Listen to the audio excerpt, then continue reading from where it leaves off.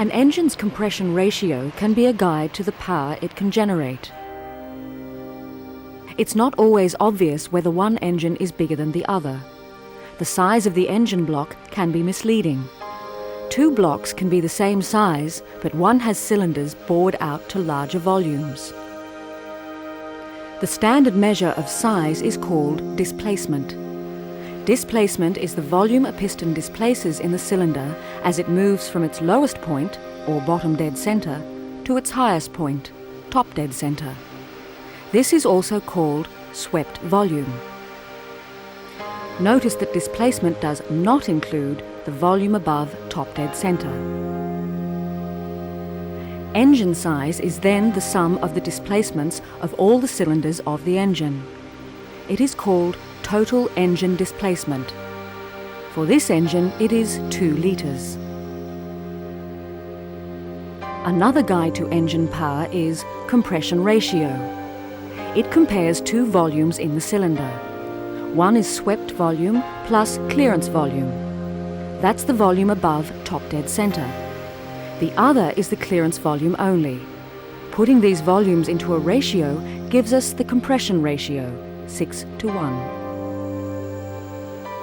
The larger the first volume and the smaller the second, the higher the engine's compression ratio and the more powerful the engine.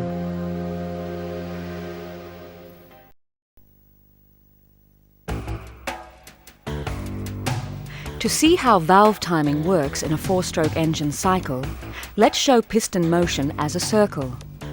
In this simple cycle, each stroke is shown as a semicircle. This intake valve opens at top dead center and closes at bottom dead center. The blue line shows that period and it matches the intake stroke.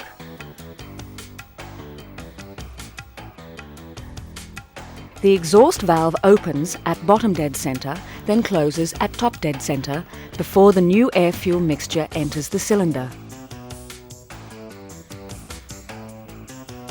In practice, the intake valve usually opens earlier than top dead center and stays open a little past bottom dead center. The exhaust valve opens a little before bottom dead center and stays open a little past top dead center. When the valves actually open and close can be measured by angles.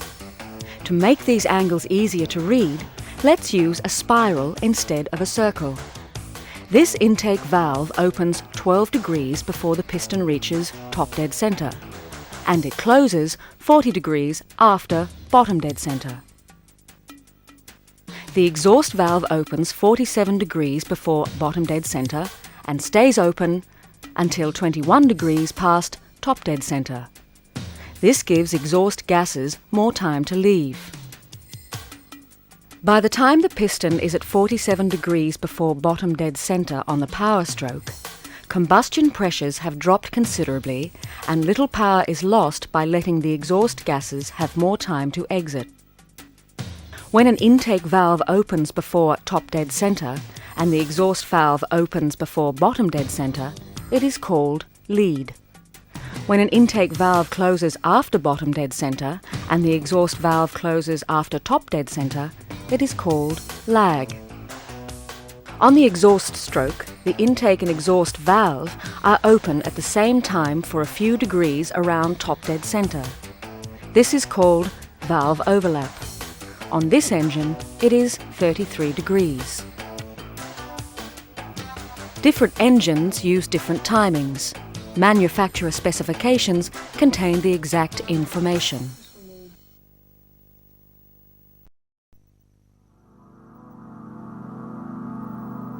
This section examines valves. Petrol engines must control the flow of combustible mixture they take in and when it goes in. In small 2-stroke petrol engines, this is done by ports that are opened and closed by the piston skirt during the engine cycle, or by pressure-operated reed valves. Diesel engines are different. Their power and speeds are controlled by the amount of fuel injected, so it isn't necessary to control airflow into the intake manifold. Almost all four-stroke petrol and diesel engines use valves, which are located in the cylinder head. This is also true for two-stroke diesel engines that are used in road vehicles. Valves experience enormous stress even in normal conditions. In a four-cylinder car driven at around 90 kilometres per hour, each valve opens and closes about 30 times a second. Exhaust valves withstand huge temperatures and they can become red hot. A valve must not soften at high temperatures. It needs good hot strength to stand up to being forced against the seat and to prevent tensile failure in the stem. It needs good fatigue properties to overcome cracking. Various surface treatments are used to help the valve resist wear, burning and corrosion. Inlet valves are made of steels mixed with chromium or silicon to make them more resistant to corrosion, and manganese and nickel to improve their strength. Exhaust valves are made of nickel-based alloys. Some high-performance applications use especially hard-wearing titanium alloys.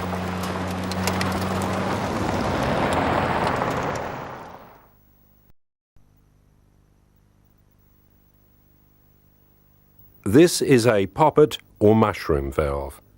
It has two main parts, a stem and a head. It fits into a port in the head.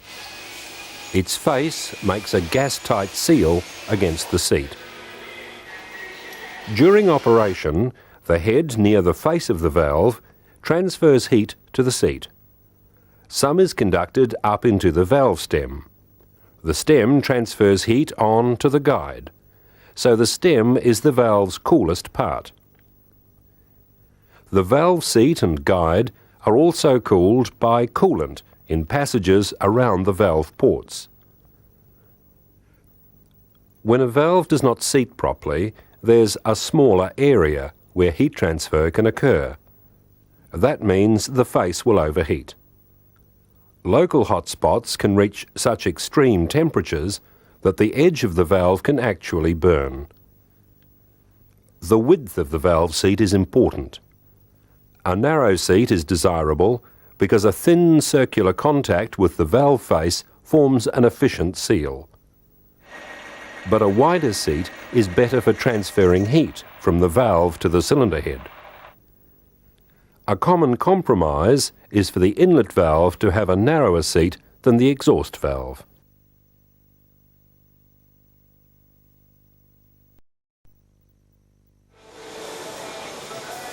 In some cast iron cylinder heads, the seats are cut directly into the edge of the valve port. These valve seat areas are machined from the metal of the cylinder head. In some engines, the valve seat area is hardened during manufacture. In others, hard metal valve seat inserts are pressed into the machined holes. Valve seat inserts are metal rings that match the shape of the valve. They're usually made of an iron alloy. They're used in aluminium cylinder heads to provide a sealing surface for seating the valve. Leaded fuels leave a deposit on the valve that protects the valve seat. With unleaded petrol, however, this deposit doesn't occur, and all cast iron heads used with unleaded petrol have hardened valve seats. The faces of the valve are ground at an angle of 45 degrees or 30 degrees. Some engines use 30 degrees or 45 degree face angles for inlet valves and 45 degrees for exhaust valves. Valve seats are often ground to the same angle as the valve face, but they can differ. The difference is called an interference angle. An interference angle allows for a quick bedding in of the valve face to the seat on new engines. It may also allow for slight changes in angle as a valve heats and expands.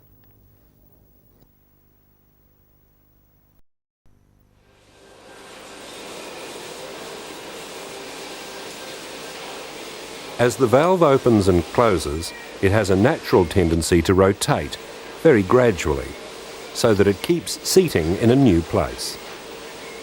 This produces a slight wiping action, which helps keep the face and seat free of carbon. It also helps prevent sticking in the valve guide and distributes heat around the valve seat. On some diesels, the inlet valve has a shroud or mask on the back of the valve head. This is designed to cause turbulence in the incoming air. The position of this mask is critical for best operation, so the valve is pinned to prevent it rotating. If the rocker arm is slightly offset to the valve stem, it can help this rotation. Some engines even use positive valve rotators. The valve operates in a valve guide, and it's exactly concentric with the valve seat. The valve guide is the hollow cylindrical part in which the valve stem moves. The valve guide area can be machined from the metal of the cylinder head, or holes can be drilled for pressed-in guides. Cast iron guides are necessary in aluminium alloy heads to provide a suitable bearing surface for the valve stem. Many heads use replaceable valve guides that are a form of metal bush pressed into holes in the cylinder head. Other cylinder heads have guides cast as part of the cylinder head, then bored to the size of the valve stem during manufacture.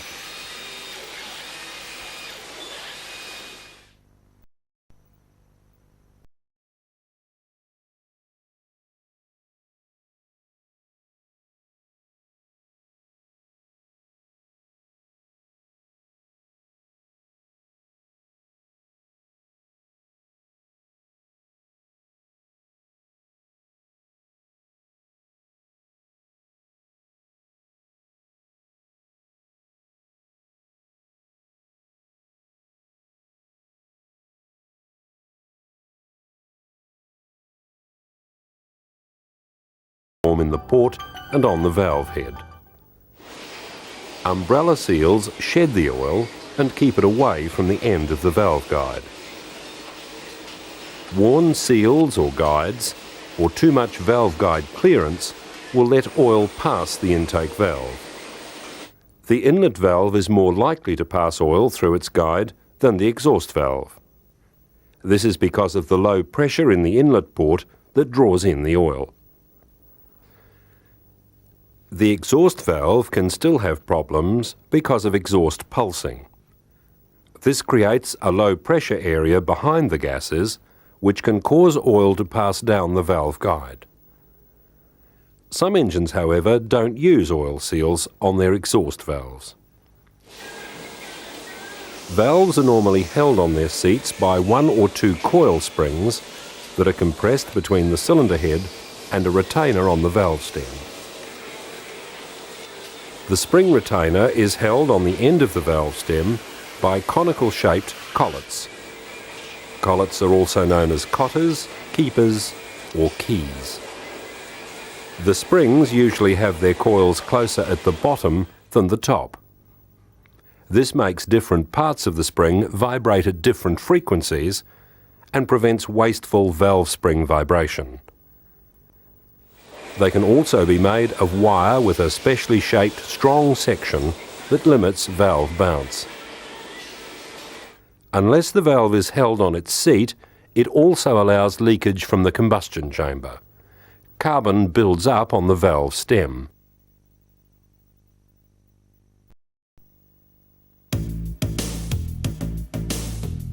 Intake valves pass only air or air-fuel mixture, so they run at much lower temperatures than exhaust valves.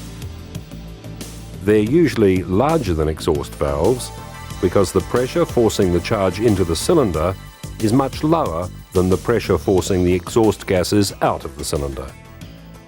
Exhaust gases under pressure need much less space. Different engines use different valve combinations. Having more than one inlet valve provides better breathing.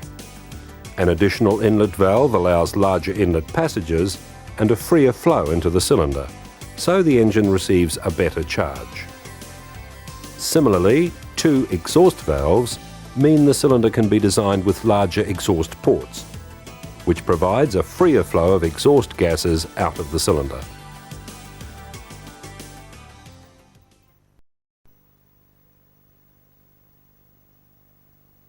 This section examines valve trains. The valve train includes all of the components that are driven from the camshaft to the top of the valves. There are different types of valve trains, depending on how many camshafts there are and where they're located. This is an overhead valve or pushrod system. The valves are in the cylinder head, but the camshaft is in the block near the crankshaft. A valve lifter or tappet rides on the cam. As the cam lobe reaches the lifter, it rises and transfers the motion to the pushrod. This then moves a rocker, which in turn pushes the valve open. There are different kinds of lifters. A solid lifter is usually a hollow cast iron cylinder mounted in a bore in the crankcase. It's free to rotate slowly, which distributes wear from the cam over the face of the lifter. The gap between the valve tip and the valve train is called valve clearance or valve lash. This must be maintained when the cam is not applying pressure to open the valve. It can be adjusted with a screw and lock nut built into the rocker arm. These adjustments are needed regularly. Many engines now use hydraulic valve lifters. Their purpose is to make the engine quieter and eliminate the need for valve clearance adjustment. When the engine is operating, oil under pressure from the engine's lubrication system is supplied to the lifter. The oil is assisted by spring tension to maintain zero valve clearance, but through a system of valves, it's trapped in the lifter as the camshaft lifts it. Since oil is not compressible, the lifter acts like a solid lifter. When the valve is closed, any oil lost during the previous lift is replaced, and zero valve clearance is maintained. Rocker arms transfer motion to the valves. The rocker arm rocks up and down using a pivot mechanism. Some rocker arms are made of cast steel or aluminium alloy. Others are a steel pressing. Hydraulic valve lifters usually use stamped or pressed sheet metal or cast aluminium rocker arms.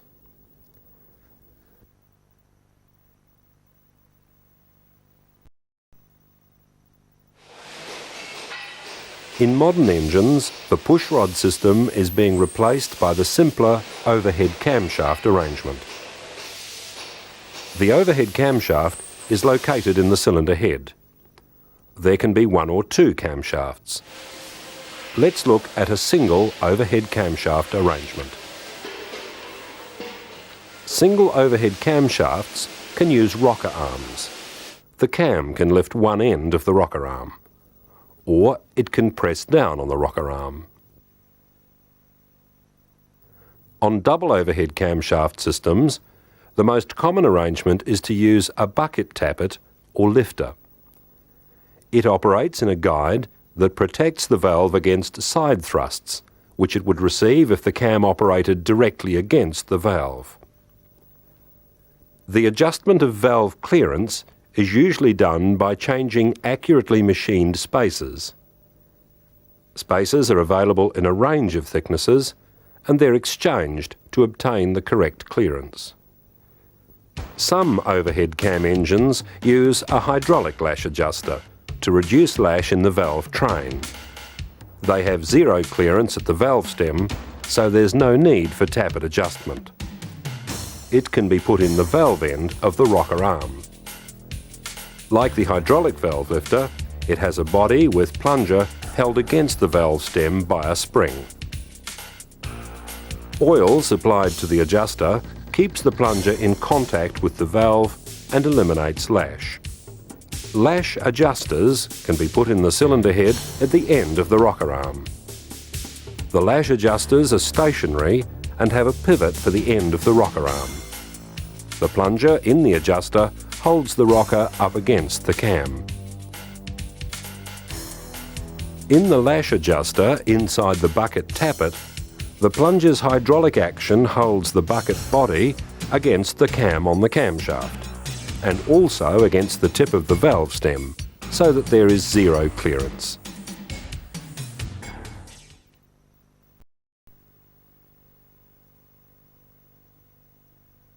This section examines camshafts and drives. The position of the camshaft depends on the design of the engine. It can be in the engine block, close to the crankshaft. This is called a pushrod or overhead valve system. Or there can be one or two camshafts mounted in the cylinder head. But in both designs, it does much the same job, driving the valves and the distributor, and sometimes the fuel pump and the oil pump. The camshaft is made of hardenable iron alloy or steel, and it can be cast or machined. The cam lobes are ground to the proper shape and position in relation to one another. Accuracy is crucial. If the cam is not exactly the required shape, or if it becomes worn, there can be impacts, fast valve wear, or noisy operation. The bearing surfaces on the camshaft are ground smooth, and the distributor drive gear is machined into the shaft. The cam lobes are then flame or induction hardened. The camshaft has a cam for each valve. In some cases there is an additional cam known as an eccentric to operate the fuel pump. A gear on the camshaft drives the ignition distributor and often an oil pump.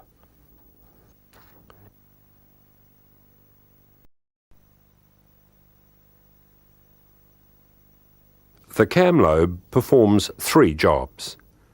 It opens a valve at the proper time and gives it proper lift. It lets it stay open for a sufficient time. Then it lets it close at the proper time. Accurate valve timing is crucial. Valve timing can vary from engine to engine, as set out in manufacturer's specifications in the valve timing diagram.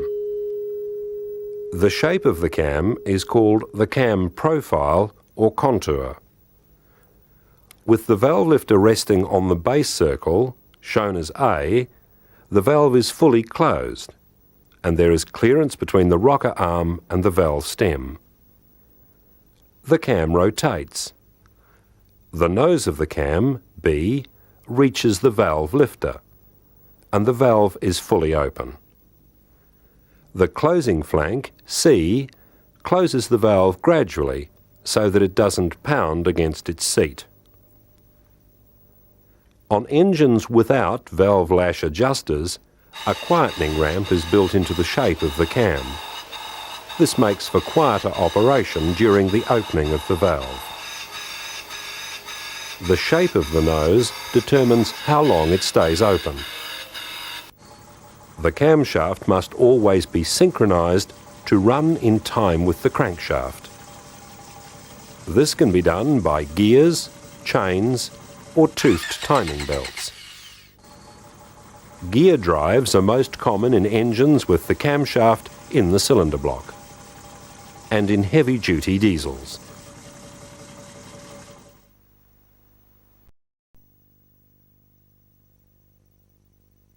Timing belts and chains are used on overhead camshaft engines because the camshaft is further from the crankshaft.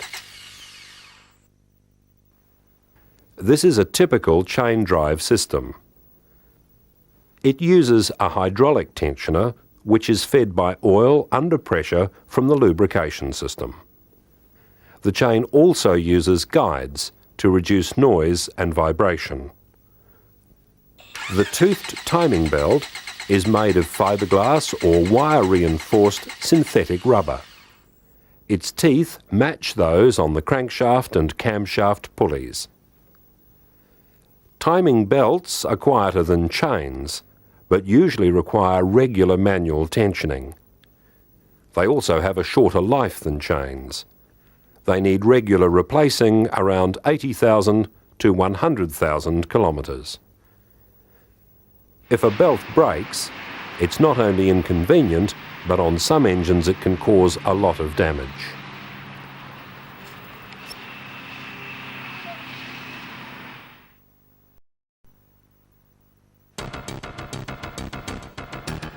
This section examines the piston.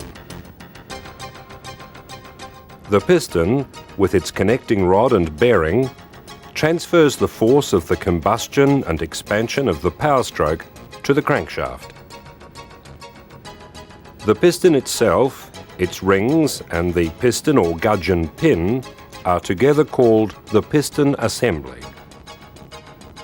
The cutaway shape on this piston allows it to clear the counterweights on this rotating crankshaft. The shape of the piston crown depends on the shape of its combustion chamber and its compression ratio. The piston crown may be flat, concave, dome or recessed.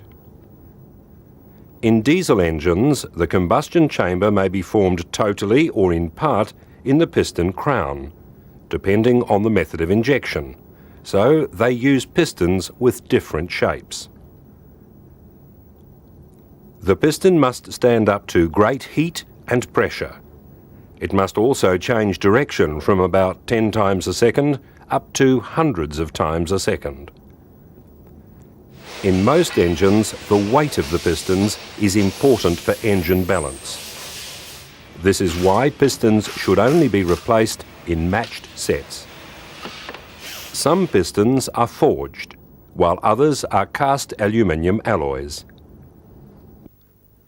All pistons expand as they heat up. As there is more metal near the gudgeon pin, this area tends to expand the most. To allow for this, many pistons are machined into a slightly oval shape. This is called cam grinding. Then, as the piston heats up and expands, it becomes round. Other methods to control expansion include steel struts or ribs, expansion slots in the skirt, or slots called heat dams that restrict movement of the heat.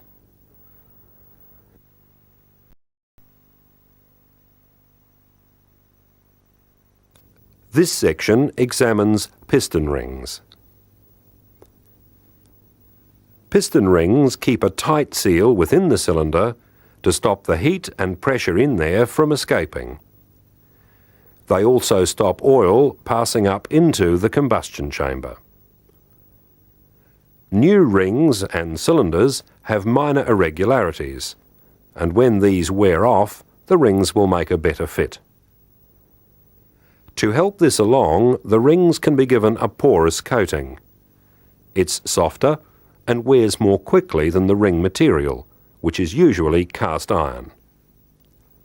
To prevent wear, the face of the piston ring can be coated with a harder material like chromium that operates well against cast iron without scuffing. They are split so they can be fitted into grooves in the piston and to expand against the cylinder walls. When they're removed, their diameter's larger than the pistons, so when they're installed, they're compressed and the gap is almost closed. Tension in the rings keeps them against the walls. There are two main types of piston rings: compression rings and oil rings. Compression rings must seal against compression loss during the compression stroke, or the air-fuel mixture won't be fully compressed. They must also seal properly during the power stroke, or combustion gases are forced past the piston into the crankcase. This is called blow-by.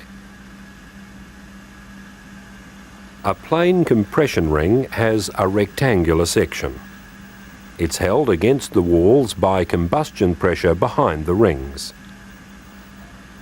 A tapered ring seals against pressure too, but its slightly tapered face helps scrape oil off the walls as well. Faced rings are designed to better resist heat and wear. A ring that's chamfered or grooved exerts increased pressure against the walls. It's also called a torsional ring. Its shape creates internal forces in the ring so that when it's installed it twists slightly upwards. During intake, the ring scrapes surplus oil off the walls. During compression, they tend to slide over the oil and not carry it into the combustion chamber. In the power stroke, combustion pressure forces down on the top of the ring and also against its back. This straightens it so that it has full face contact with the cylinder walls for effective sealing. Oil control rings prevent excessive oil working up into the combustion chambers. It can be a one-piece ring that depends on its own tension to hold it against the cylinder walls. Slots in the ring and holes in the piston behind the ring let oil return to the sump. Many oil rings are segmental types with 3 or 4 segments. They have 2 side rails and an expander, which also acts as a spacer for the rails. They depend on the expander to hold them against the walls. The expander is made of thin steel with a series of crimps to give it an outward spring force.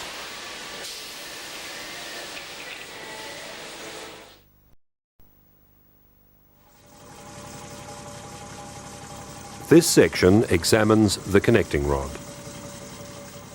The connecting rod connects the piston to the crankshaft. It's fastened to the piston at its little end by a piston pin, also known as a gudgeon pin. In some engines, the pin is a press fit in the small end of the connecting rod. In others, it's clamped to the connecting rod with a clamping bolt. Another method lets the pin float in both the piston and connecting rod, and it's held with circlips. There's a bearing in the small end of the connecting rod. The big end of the connecting rod has a detachable cap and carries 2 halves of the big end bearing. The big end is attached to the crankshaft at the crank pin journal. Connecting rods must be very strong and rigid and as light as possible. They're subject to stretching, compressing and bending, so they're highly stressed. They're cast or forged to form an H near the small end and an I near the big end. This shape provides greater strength to resist the stresses than a solid rod of the same mass. To maintain engine balance, all the connecting rods in an engine are a matched set.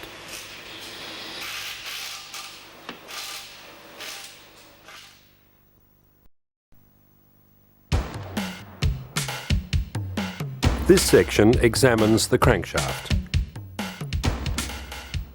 The crankshaft is attached to the connecting rod in offset areas called throws, where the downward power pulses change into rotating motion.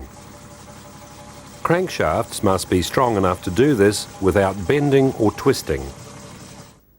They are a one-piece casting or forging of heat-treated alloy steel of great mechanical strength. Counterweights are formed to balance the throws and also the big end of the connecting rod.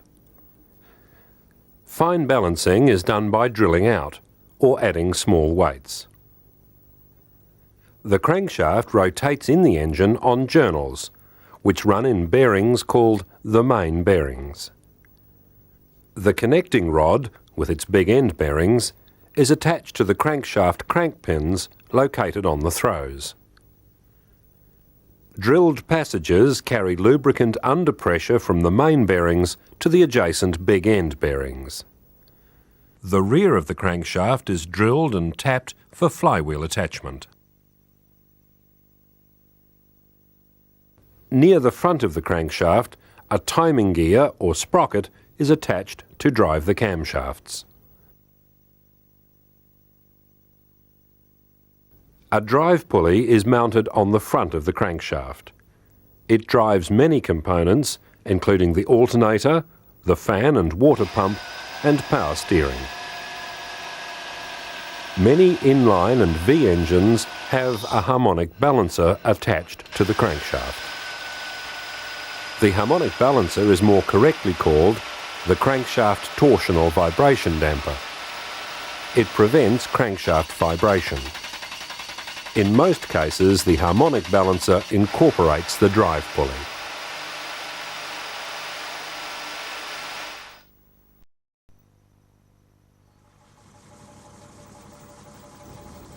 This section examines engine bearings.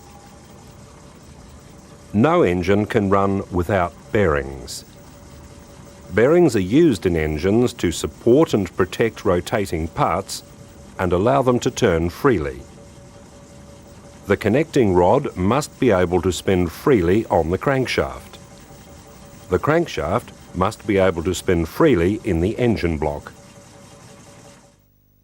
Connecting rod bearings and the crankshaft main bearings are called split sleeve types, which means that they're in two halves called inserts, slippers or shells. These precision inserts have a steel back with a very thin layer of bearing material bonded to it. The bearing material is an alloy that can include metals such as tin, lead, aluminium and copper.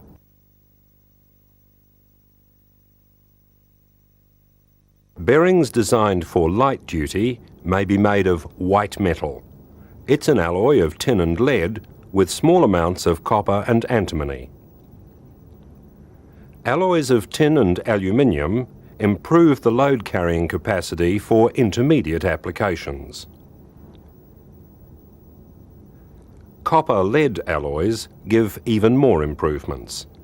They're used in applications such as diesel engines and high-performance vehicles. Bearings need a difficult mix of properties. They must be hard enough to resist wear, but soft enough not to damage the shaft. The soft bearing surface also allows any hard abrasive particles to become embedded in the surface. They can become so deeply embedded, they're prevented from touching the rotating shaft by the film of oil. It's the mix of metals, tin, lead, copper and others, into an alloy that makes this combination of hardness and softness. In a main bearing, the upper half of the bearing fits into a machined section of a crankcase web. The lower half is carried in the bearing cap, which bolts onto the crankcase web.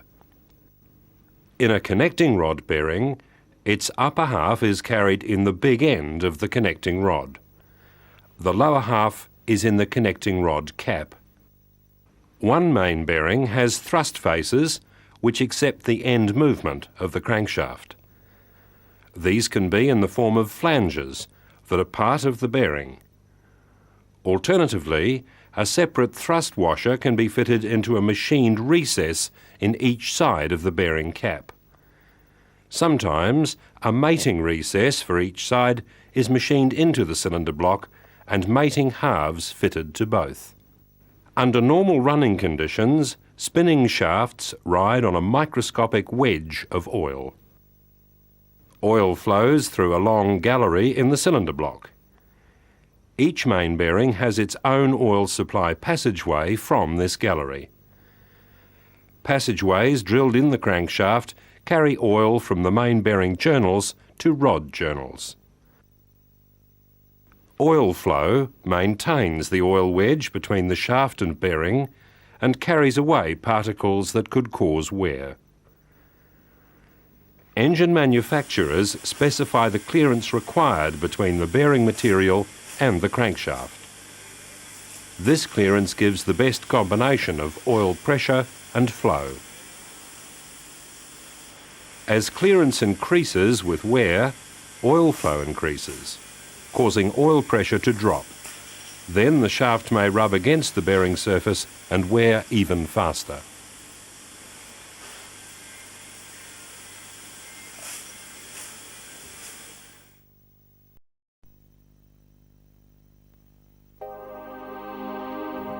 This section examines the flywheel. A flywheel is a large rotating mass mounted on the rear of the crankshaft. On a car with manual transmission, the flywheel is very heavy, and its momentum helps smooth out engine operation.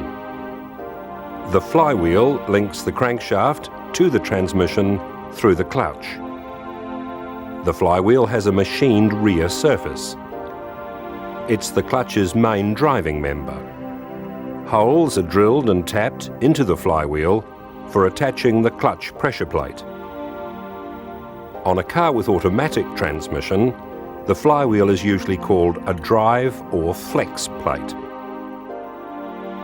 The drive plate is lighter than a conventional flywheel because of the weight provided by the torque converter. The outer edge of the flywheel or drive plate has a gear called a ring gear. The electric starter pinion engages on this gear to rotate the engine for starting.